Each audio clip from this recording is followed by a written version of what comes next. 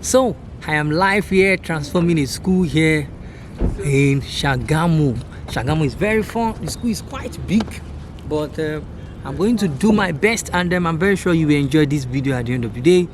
The journey was not nice at all according to what you saw, but I'm 100% sure that you will enjoy some of those steps that you can also use to decorate your secondary school environment. So stay with me, I'll be right back.